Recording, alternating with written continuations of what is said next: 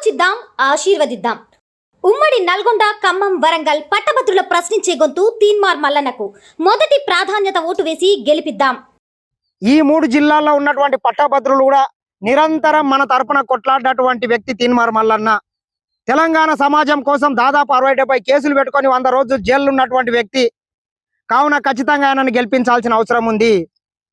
BJP కోటేస్తే BRS కేసినట్లు, BRS కోటేస్తే బీజేపీ కేసినట్లు. వాళ్ళిద్దరు దొంగలే, తోడు దొంగలు. ఉదాహరణకు మొన్నటి ఎంపీ ఎలక్షన్లలో చూసినాం. ఇద్దరు కలిసి అన్ని బీజేపీకి గంపగుత్తగా ఓటేసుకున్నది మనం చూడలేదా? వాడు గెలిచే దగ్గర వీడు, వీడు గెలిచే దగ్గర వాడు, ఓట్లు మొత్తం ఒకటి వేసుకున్నాడు. ఈరోజు మళ్ళీ వచ్చి డ్రామాలు వేస్తున్నారు. నీవెన్ని డ్రామాలు వేసినా, నీవెంత చేసినా నీ పార్టీ మాత్రం ఇంకా డిపాజిట్లు కూడా వచ్చే అవకాశం లేదు.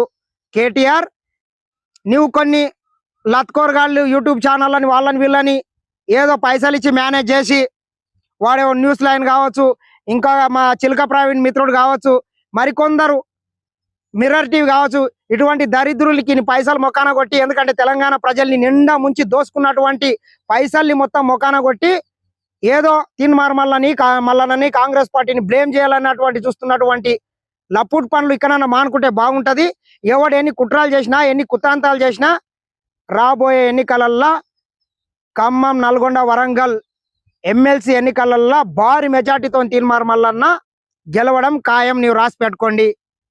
కావున దయచేసి అందరూ తీన్మార్ మల్లన్న కోటేసి భారీ మెజార్టీతో గెలిపించాలని మరొకసారి కోరుకుంటున్నాం. ఎందుకంటే తెలంగాణ సమాజం కోసం తీన్మార్ మల్లన్న చాలా కొట్లాడిండు, చాలా కేసులు పెట్టుకున్నాడు. రకరకాల ఆయన ఫ్యామిలీ కూడా ఇబ్బంది పడ్డది.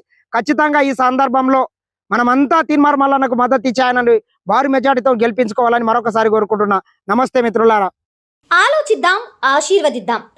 ఉమ్మడి నల్గొండ, ఖమ్మం, వరంగల్ పట్టభద్రుల ప్రశ్నించే గొంతు తీన్మార్ మల్లన్నకు మొదటి ప్రాధాన్యత ఓటు వేసి గెలిపిద్దాం.